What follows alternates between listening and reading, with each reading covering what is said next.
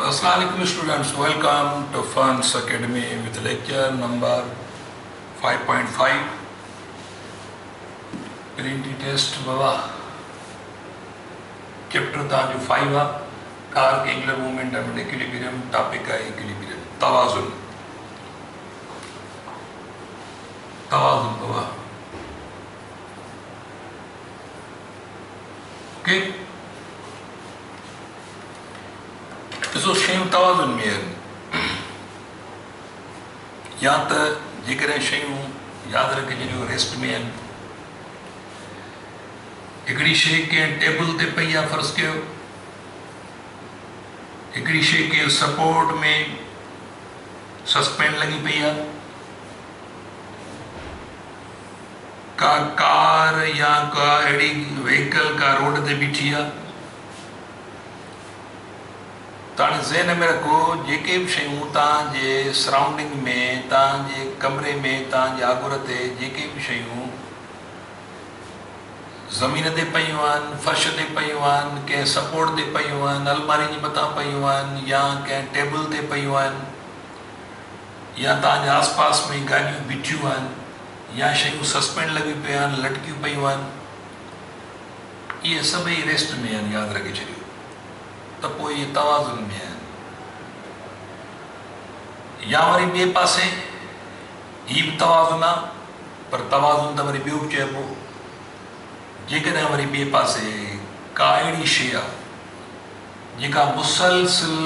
Constant motion सां हली रही आहे फॉर एग्ज़ाम्पल हीअ हिकिड़ी कार आहे इहा कार बाबा इहा कार तसवर कयो त मुसलसिल पंहिंजो मोशन बि हिन जो साॻियो आहे फ़र्ज़ु कयो हिन जी रफ़्तार आहे = 12 मीटर पर सेकेंड इहा कार मुसलसिल 12 मीटर पर सेकेंड सां वञी रही आहे इहा कार ईअं बाबा डायरेक्शन बि चेंज कान थी करे मथे बि कान थी चढ़े हेठि बि कान थी लहे पर बिल्कुलु स्ट्रेट लाइन में with same motion with same direction जेसि ताईं हिन जी कंडीशन इहा न डायरेक्शन थी चेंज करे न मोशन थी चेंज करे तेसि ताईं इहा बि इक्विलिब्रियम में आहे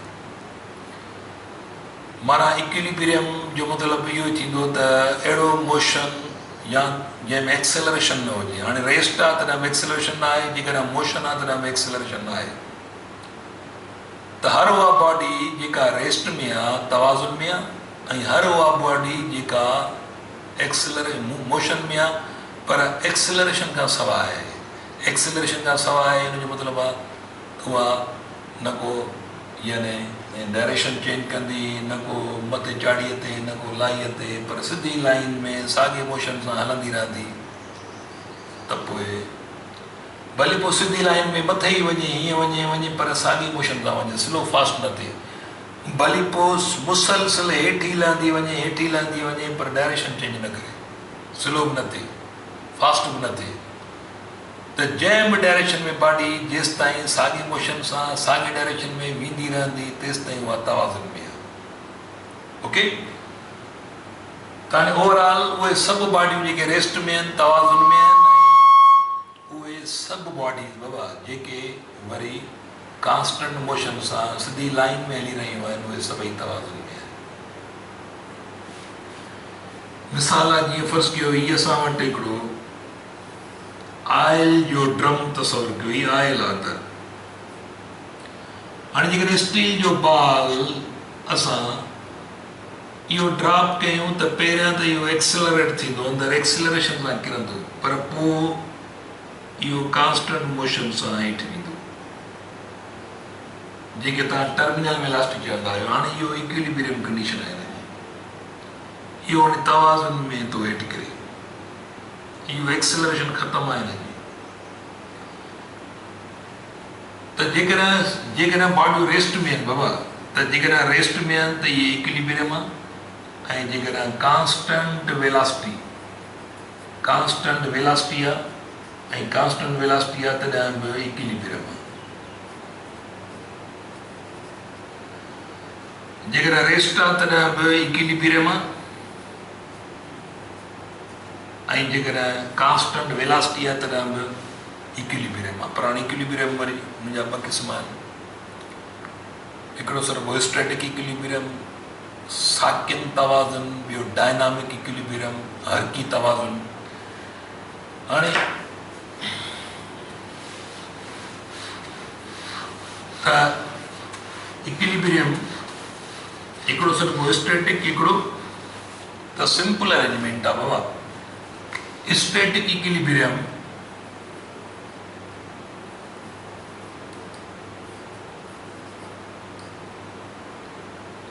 स्टैटिक इक्विलिब्रियम माना साकिन तवाज़ुन।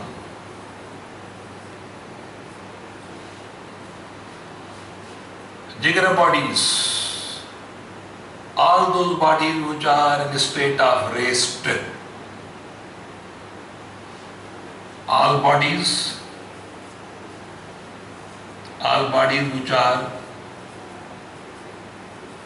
which are in a state of rest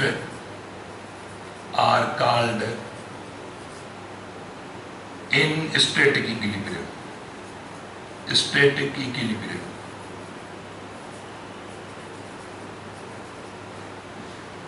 road side ते कार बीठी आहे, शयूं सस्पेंड लॻियूं पियूं आहिनि, सरफेस ते पयूं आहिनि। तव्हांजे घर में अलमारियूं आहिनि, कुर्सियूं आहिनि, टेबलूं आहिनि, मेज़ूं आहिनि, पंखा आहिनि, हिक हंधि पिया आहिनि, बुक आहे शेल्फ ते पियो आहे, टेबल ते पियो आहे। इहे सभई छा में आहिनि बाबा? इहे स्टैटिक इक्विलिब्रियम में आहे। ओके, वरी ॿिए पासे dynamic equilibrium.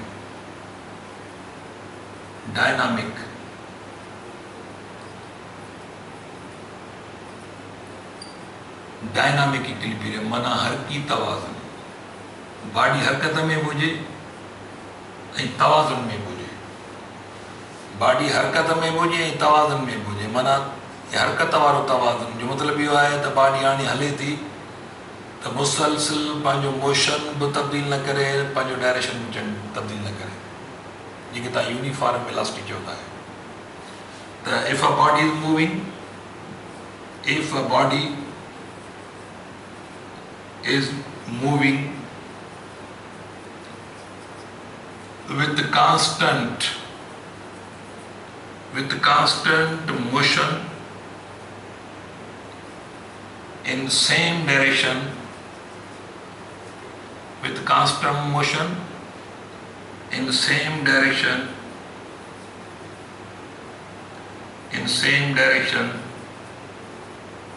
then it is in state of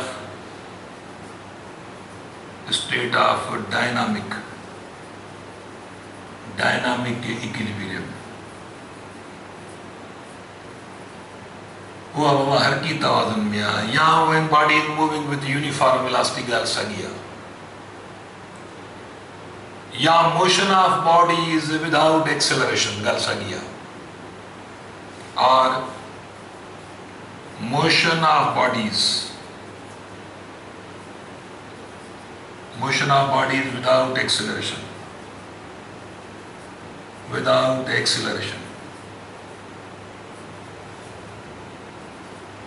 motion of body without acceleration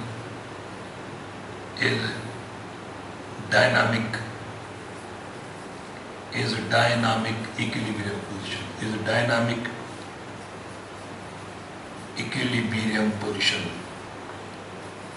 ठीक है। यह डायनामिक इक्विलिब्रियम पोजीशन आहे, बगैर एक्सेलरेशन जे मोशन हुजे। ऐं ख़बर आहे त एक्सेलरेशन बगैर माना न बॉडी स्लो थींदी, न फास्ट थींदी, न डायरेक्शन चेंज कंदी। इहो ज़हन में रखो। उन खां पोइ इक्विलिब्रियम जी बाबा कंडीशन्स आहिनि, कंडीशन्स ऑफ इक्विलिब्रियम, जंहिंमें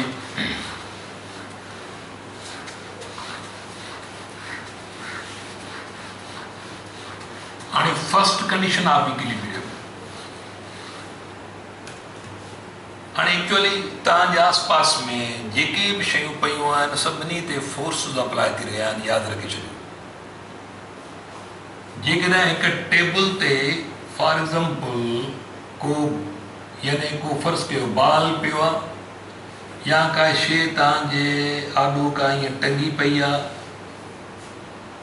या तव्हांजे छित ते गार्डर टीयर आहिनि उन्हनि जे मथां ॾिसो केतिरियूं सिविन जो वज़न आहे,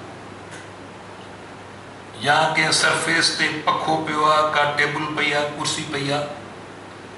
हाणे इन्हनि ते फोर्सिस अप्लाई थी रहिया आहिनि। जेकर टेबल जे टॉप ते ही बाल पियो आहे त यादि रखे छॾियो बाल ते वेट वारो फोर्स आहे, एतिरो ई टेबल जो रिएक्शनरी फोर्स आहे। हाणे फर्स्ट कंडीशन ऑफ इक्विलिब्रियम जो मतिलबु आहे त सम ऑफ ऑल फोर्सिस, ही साइन ऑफ समिशन आहे, sum of all forces must be equal to 0। ये सम ऑफ ऑल फोर्सिस कहिड़ा आहिनि? Sum of all forces is equal to हिकिड़ो वेट वारो फोर्स आहे जंहिंखे तव्हां W सां ज़ाहिर कंदो, ठीकु आहे। जेकर हिकिड़ो मथे फोर्स आहे, लाज़मी आहे हिकिड़ो पॉजिटिव खणिबो त हिकिड़ो नेगेटिव खणिबो। ओके, त सम ऑफ ऑल फोर्सिस, सभिनी फोर्सिस जो जमा, माना हाणे ही रिज़ल्टेंट फोर्स आहे जेको छा थियणु खपे, मस्ट बी इक्वल टू 0। जेकर वेट हिन जी 5 न्यूटन आहे त मथे रिएक्शन केतिरो हूंदो, इहो 5 न्यूटन, त 5 हिते -5 ई थींदो, त ही सम ऑफ ऑल फोर्सिस, माना जेको रिज़ल्टेंट फोर्स जो सम आहे, ही रिज़ल्टेंट फोर्स आहे जेको 0 थी वियो। अनबैलेंस फोर्स आहे ई कोन जो ही बॉडी मथे एक्सेलरेट थिए, हेठि एक्सेलरेट थिए। साॻे नमूने सां हिन ते बि sum of all forces equal to छा थींदो आहे, हिन ते बि sum of all forces equal to 0 थींदा। हुन करे इहो बि यानी समूरा फोर्स हिन ते कटिजी था वञनि, हेठियों फोर्स ऐं मथियों टेंशन वारो फोर्स, इहे ॿई हिसाब कंदासीं त टेंशन ऐं वेट छा आहिनि पाण में इक्वली अपोजिट। हिकिड़ो मथियों फोर्स आहे, हिकिड़ो हेठियों फोर्स आहे। हाणे एक्शन आई फर्स्ट कयो W ऐं वरी मथे छा रिएक्शन आहे। जेकर असांजो एक्शन फर्स्ट कयो वेट टेंशन हुन जे अपोजिट आहे, त इहे ॿई जोड़ कंदासीं छा थींदो बाबा, जेकर हीअ साकिन हालत में आहे, इक्विलिब्रियम कंडीशन में आहे, त पोइ हिन ते टोटल फोर्सिस जो जोड़ माना रिज़ल्टेंट फोर्स 0 थियणु खपे। पाची फोर्स न बचंदो, पाची फोर्स बचंदो जेकर मथे थो बचे त हीअ शइ मथे वेंदी, जेकर हेठि बचंदो त हीअ शइ हेठि एक्सेलरेट थींदी, जेकर मथे इज़ाफ़ी फोर्स हूंदो त पोइ इहा मथे एक्सेलरेट थींदी, त पोइ इक्विलिब्रियम कंडीशन आउट थी वेंदी। उन करे ऐं जेकर बॉडी जेकर हिकु मोशन में बॉडी आहे, हीअ हिकिड़ी साइकिलिस्ट आहे, फर्स्ट कयो हीअ साइकिलिस्ट आहे, फॉर एग्ज़ाम्पल हीअ साइकिलिस्ट, इहो साइकिलिस्ट छा थो करे बाबा, इहो साइकिलिस्ट पेडलिंग थो करे पियो। हाणे जेकर इहो पेडलिंग करे रहियो आहे, जेसि ताईं पेडलिंग वारो फोर्स हिनखे हलाए रहियो आहे, फोर्स ऑफ पेडलिंग, त ज़ाहिरी आहे एयर रेजिस्टेंस रोड टायर जे दरमियान टोटल फोर्स जेको फ्रिक्शनल फोर्स आहे, ऐं ज़ाहिरी आहे हिन सॼे सिस्टम जी वेट बि आहे ऐं रोडनि टायरनि जे दरमियान मथे रिएक्शन बि आहिनि। हाणे sum of all forces along X axis, जेके फोर्सिस एक्स एक्सिस में आहिनि इन्हनि जो सम बि 0 थियणु खपे। Sum of all forces along Y axis, इहे बि जेकर 0 आहिनि त पोइ हीअ बॉडी हली रही आहे। हाणे जेकर सभई फोर्सिस एक्स एक्सिस में बि 0 आहिनि, वाई एक्सिस में बि 0 आहिनि, त पोइ हीअ साइकिलिस्ट इहो डायनामिक इक्विलिब्रियम में आहे, इहो सिधी लाइन में हली रहियो आहे, पोइ इहो किथे बि पंहिंजो मोशन घटाए वधाए न रहियो आहे। त हिकिड़ो एरोप्लेन आहे जेकर स्ट्रेट लाइन में साॻे मोशन सां थो वञे पियो, त पोइ sum of all forces equal to 0, पोइ हुन ते रिज़ल्टेंट फोर्स 0 आहे। पर हीअ शइ तॾहिं एक्सेलरेट थींदी जॾहिं पेडलिंग वारो फोर्स ग्रेटर थी वञे रिएक्शन जे, पेडलिंग वारो फोर्स वधंदो त पोइ एक्सेलरेट थींदी। वरी जेकर रिएक्शन ग्रेटर थी वञे पेडलिंग वारे फोर्स सां, P means force of pedalling, त पोइ ज़ाहिर आहे पोइ बॉडी स्लो थी वेंदी, माना डेसिलरेट थींदी, इक्विलिब्रियम कंडीशन आउट थी वेंदी। उन करे जेकर बॉडी डायनामिक इक्विलिब्रियम में आहे तॾहिं हुन ते sum of all forces equal to 0 थींदा, जेकर रेस्ट में आहे तॾहिं sum of all forces equal to 0 थींदा। हिनखे चइबो आहे first condition of equilibrium. First condition of equilibrium. First condition of equilibrium में sum of all forces must be equal to 0 पोइ उहे चाहे sum of all forces along X axis हुजनि तॾहिं बि 0 अलोंग वाई हुजनि तॾहिं बि 0 अलोंग ज़ेड हुजनि तॾहिं बि छा बाबा तॾहिं बि इहे 0 थियणु खपनि माना overall sum of sign of summation sum of all forces must be equal to 0 या resultant force many forces apply थी रहिया आहिनि सभिनी जो रिजल्टेंट 0 थियणु खपे ॻाल्हि साॻी आहे त पोइ फर्स्ट कंडीशन ऑफ इक्विलिब्रियम वरी second condition of equilibrium second condition of equilibrium sum of all torques must be equal to 0 second condition of equilibrium sum of all torques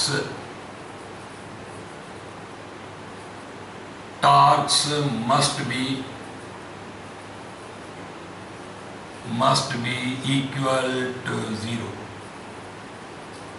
sum of all torques sin of summation सभिनी torques जो यानी resultant torque 0 थियणु खपे सभिनी torques जो जमो 0 थियणु खपे मिसाल कीअं ये असां वटि बाबा ये हिकिड़ी रॉड आहे ओके इहा रॉड फर्ज़ कयो हिते असां हिनखे पाइवोट था कयूं टेक ते के एज ते रखूं था ऐं हिन पासे जेकॾहिं को वज़न था ॿधूं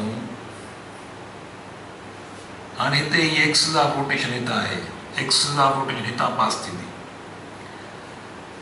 माना इहा ओरिजिन आहे हाणे ओरिजिन खां यूनिफॉर्म रॉड आहे ओरिजिन खां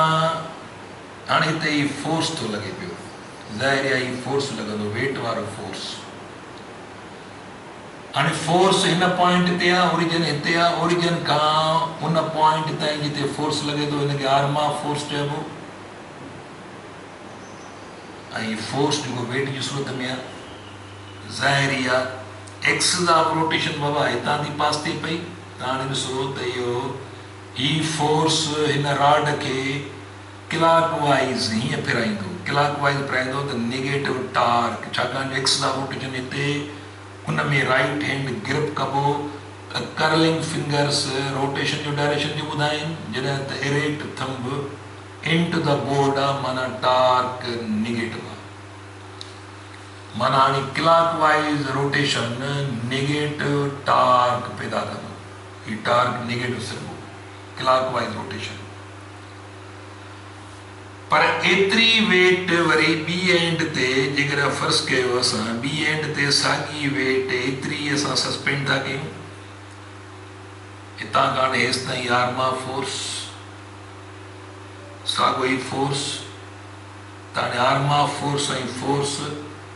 टॉर्क डेवलप थींदो माना एंटी क्लॉक वाइज़ रोटेशन पैदा थियण जी कोशिशि थींदी हिनखे जेकॾहिं इग्नोर कयूं त हाणे anti clock wise rotation axis of rotation में ॾिसो त कर्लिंग फिंगर्स रोटेशन ईअं थो थिए इरेक्ट थंब आउटवर्ड आहे त पॉजिटिव टार्क नेगेटिव टार्क अंदरि हेॾे पॉजिटिव टार्क आहे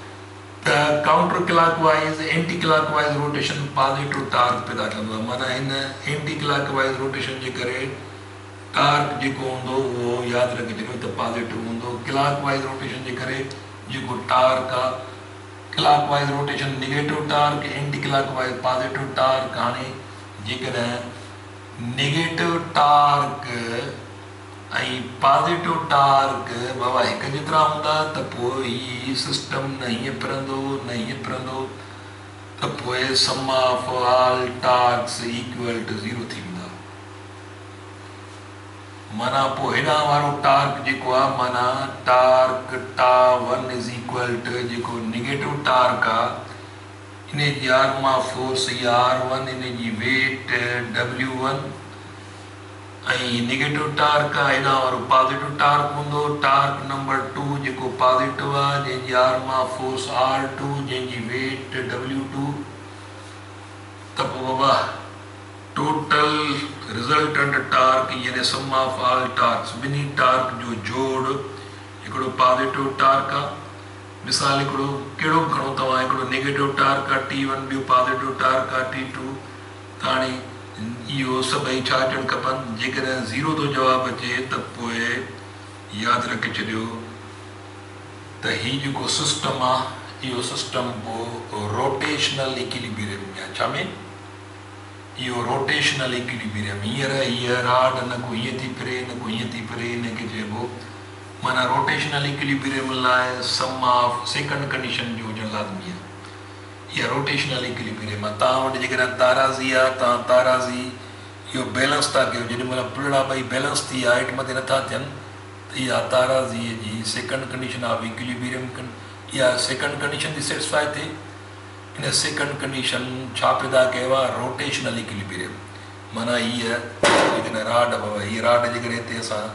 एक्चुअली हीअ बैलेंस था कयूं बिल्कुलु हीअ पैरेलल थी वञे इन जो मतिलबु आहे त हेॾां वारो वज़न हिन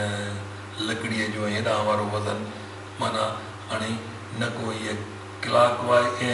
एंटी क्लाक वाइज रोटेट थी करे न को क्लाक वाइज रोटेट थी करे उन करे हींअर यानी सम of all torques equal to 0 थी रहिया आहिनि हिनखे चइबो आहे रोटेशनल इक्विलिब्रियम छा चइबो हिनखे रोटेशनल इक्विलिब्रियम कंडीशन त जेॾी महिल ताराज़ी बिल्कुलु बैलेंस थी वञे त इहा रोटेशनल इक्विलिब्रियम आहे हिते सेकंड कंडीशन ऑफ इक्विलिब्रियम थी सेटिस्फाई थिए हिते सेकंड कंडीशन ऑफ इक्विलिब्रियम जी सेटिस्फाई थिए ओके त अहिड़े नमूने सां हिकिड़ियूं ॿियूं चंद ॻाल्हियूं आहिनि पोइ असां प्रॉब्लम ते ईंदासीं हाणे उहे चंद ॻाल्हियूं कहिड़ियूं आहिनि थोरो उन्हनि खे ज़हन में रखो त बाबा जेको सेकंड कंडीशन ऑफ इक्विलिब्रियम आहे उहा independent of location of axis आहे मिसाल जेकॾहिं तव्हां हीअ यूनिफॉर्म राड आहे इहा सेंटर ते तव्हां हिनखे टंगे तव्हां बाबा हिते वेट जेका हिन एंड ते आहे साॻी वेट हिन एंड ते सस्पेंड करे तव्हां हाणे ही क्लाक वाइज रोटेशन पैदा थींदो हेॾां वरी एंटी क्लाक वाइज रोटेशन त torque clockwise rotation negative पैदा कंदो torque anti clockwise rotation positive इहे ॿई टार्क इक्वल या अपोजिट आहिनि त पोइ इहे तार इहा राड बैलेंस हूंदी अॻिते पोइ न थींदी हेठि मथे कान थींदी इहा रोटेशनल इक्विलिब्रियम कंडीशन आहे रोटेशनल इक्विलिब्रियम कंडीशन पैदा करण लाइ sum of all torques must be equal 0 rotational equilibrium second condition rotational equilibrium पैदा कंदी आहे हाणे त इहा सेकंड कंडीशन सेटिस्फाई करण लाइ लाज़मी न आहे त राड खे तव्हां विच ते एक्सिस ऑफ रोटेशन हुनजी विच ते खणो त असां हिनखे यादि रखे छॾियो ॿिए हंधि टंगे माना ॿिए पासे सेंटर ऑफ मास खां राड जे सेंटर ऑफ मास खां हटी करे असां हिनजी एक्सिस ऑफ रोटेशन हाणे हिते आहे छा कंदासीं हेॾां वज़न वधाए छॾींदासीं त असां वरी बि सेकंड कंडीशन माना sum of all torques equal to 0 करे सघूं था वरी बि जेकॾहिं असां एक्सिस ऑफ रोटेशन जी लोकेशन बी तब्दील कई आहे वरी असां राड खे लाज़मी न आहे विच ते टंगे ऐं सेकंड कंडीशन सेटिस्फाई कई त second condition of equilibrium second condition of equilibrium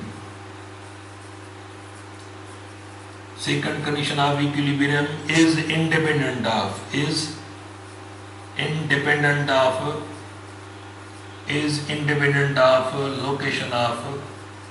location of axis जी लोकेशन का बाबा ये आज़ाद आहे भले तव्हां हिते जी टंगियो राड खे तॾहिं बि बैलेंस थींदो चाहे हेॾे तव्हां वज़न वधाए छॾियो वरी बि तव्हां बैलेंस करे सघो था सवाइ हिते एंड ते न आहे टंगणी पर हिकु एंड ऐं ॿी एंड जे दरमियान किथे बि तव्हां एक्सिस जी लोकेशन एक्सिस जी पोज़ीशन रखे शयूं वरी बि बैलेंस करे सघो था second condition independent of location of axis हूंदी आहे इहो ज़हन में रखे छॾियो ओके हुन खां पोइ अचूं था पिया असां जेको पोइ ते बाबा टार्क बि अहिड़े नमूने सां टार्क जेको आहे फॉर एग्ज़ाम्पल ही हिकिड़ा मुख़्तलिफ़ मैकेनिक्स में फ़र्ज़ु कयो हिकिड़ो यानी अहिड़ो पानो आहे ही हिकिड़ो पानो आहे जंहिंमें ही हिन जो हैंडल आहे हिते हाणे हिन पाने खे फॉर एग्ज़ाम्पल हिकिड़ो बाबा हिते होल आहे हिकिड़ो हिते होल आहे मुख़्तलिफ़ साइज़ आहे हिनखे होल हाणे हिकिड़े इन पाने में इन्हनि होल्स जी हिकिड़ो सेट आहे होल जो सेट आहे हिकिड़ो हाणे तव्हांजो हथु हिते आहे ही उहा पॉइंट आहे जिते फोर्स अप्लाई थींदो पर हाणे जेकॾहिं फ़र्ज़ु कयो तव्हां नट हिन होल में था फासायो hole number 1 hole number 2 hole number 3 hole जेकॾहिं हिन होल में तव्हां बाबा नट फासायो त पोइ ॾिसो त पोइ हिते जेको फोर्स वारी पॉइंट खां पोइ एक्सिस ऑफ रोटेशन हिते आहे यादि रखे छॾियो एक्सिस ऑफ रोटेशन हिते आहे छाकाणि जो पानो फिराईंदो त सॼे पाने जो सेंटर हिते हूंदो त आर्म ऑफ फोर्स वधी वई हाणे फोर्स तव्हां हिकिड़ो ई लॻायो था मिसाल तव्हां हिकिड़ो ई फोर्स लॻायो था भली पोइ मथे ई लॻाए तव्हांजो फोर्स हिकिड़ो ई आहे फ़र्ज़ु कयो F = 50 न्यूटन आहे हिते आर्म ऑफ फोर्स हीअ लॉन्गेस्ट आहे जेकॾहिं हीअ होल था इस्तेमालु कयो त टार्क सभिनी खां घणो पैदा थींदो पर जेकॾहिं हीअ होल इस्तेमालु कंदो तव्हां त पोइ एक्सिस ऑफ रोटेशन तव्हां हिते खणी आया आहियो त हाणे आर्म ऑफ फोर्स नंढी थी वई साॻियो ई फोर्स अप्लाई कयो टार्क घटिबो वरी हीअ होल इस्तेमालु कयो तव्हां हिते नट फासायो हाणे एक्सिस ऑफ रोटेशन हिते थी वई त पोइ arm of force axis of rotation खां हुन पॉइंट ताईं जिते ज़ोर थो लॻे आर्म ऑफ फोर्स नंढी थी वई जेकॾहिं तव्हां ही होल था इस्तेमालु कयो त एक्सिस ऑफ रोटेशन तव्हां हिते खणी आया आहियो एक्सिस जी लोकेशन हिते आहे त आर्म ऑफ फोर्स बि हीअ थी वई आहे फोर्स साॻियो ई आहे टार्क घटिबो त इन मां ज़ाहिर आहे त टार्क डिपेंड थो करे depends on location of axis or position of axis the axis of rotation हिते था खणो या हिते था खणो उन मुताबिक़ टार्क घटि वधि थींदो जेतिरो तव्हां हिन पॉइंट खां जिते तव्हां ज़ोर था लॻायो जेतिरो तव्हां परे वेंदो ओतिरो तव्हां आर्म ऑफ फोर्स वधायो था टार्क वधायो था त टार्क जो वैल्यू डिपेंड कंदो आहे एक्सिस ऑफ लोकेशन ते जेको सिंगल फोर्स थो लॻे पर वरी ॿिए पासे ॿी ॻाल्हि आहे वरी जेकॾहिं तव्हां वटि बाबा कपुल जे ज़रिए टार्क था पैदा कयो मूवमेंट ऑफ कपुल ही हिकिड़ी तव्हां वटि रॉड आहे इन में तव्हां वटि हिकिड़ो हुक आहे जेको हुक स्लाइड कंदो आहे इहो हुक अॻिते पोइते कबो आहे हाणे इहो हुक जेको आहे सो तव्हां हिते था फिक्स कयो एग्ज़ैक्ट विच ते ॿ ज़ोर था लॻायो हिकिड़ो ज़ोर हेठि हिकिड़ो ज़ोर एतिरो ई मथे त तव्हां लाज़मी टार्क पैदा थींदो पर इहो साॻियो हुक वरी थोरो स्लाइड करे कॾहिं कॾहिं सिचुएशन मुताबिक़ इहो हुक वरी हिते था इस्तेमालु कयो वरी साॻा ज़ोर था लॻायो ॻाल्हि साॻी थींदी साॻियो ई टार्क पैदा थींदो इहो साॻियो हुक स्लाइड करे वरी हिते था सेट कयो एंड ते न शर्त जो त ॿई फोर्स लॻा वरी ॿई फोर्स साॻा था लॻायो त यादि रखे छॾियो त वरी बि टार्क साॻियो पैदा थींदो माना यानी हिन मूवमेंट ऑफ कपुल जेका कपुल ज़रिए टार्क पैदा थी रहियो आहे हिते torque independent of location of axis आहे पोइ भली तव्हां एक्सिस ऑफ रोटेशन हिते खणी अचो माना तव्हां हिते हुक फिक्स कयो चाहे हिते कयो चाहे हिते कयो तव्हां ॿई ज़ोर लॻायो था साॻा ई ॿई ज़ोर पंहिंजे हथनि सां लॻायो था त पोइ टार्क बसि साॻियो ई पैदा थींदो त मां लिखां थो in this case in case of ईअं थो लिखांसि मां in case of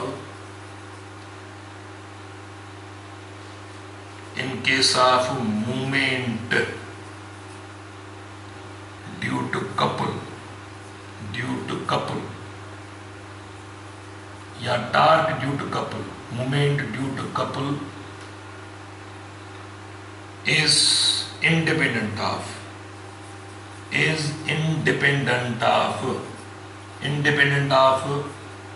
location of axis, independent of location of axis। पर सिंगल टार्क वो डिपेंड करे, पर जो टार्क ड्यू टू कपल या मूवमेंट ड्यू टू कपल जेका है वो independent of location of axis हूंदी। ओके, तो इहो तव्हांजो बाबा अॼो को लेक्चर हिते पूरो थियो। सुभाणे असां वरी इंशाल्लाह ॿी टॉपिक सां तव्हां सां गॾु हूंदासीं ॿिए लेक्चर में। तेसिताईं पंहिंजो ख़्यालु करियो। अल्लाह हाफ़िज़।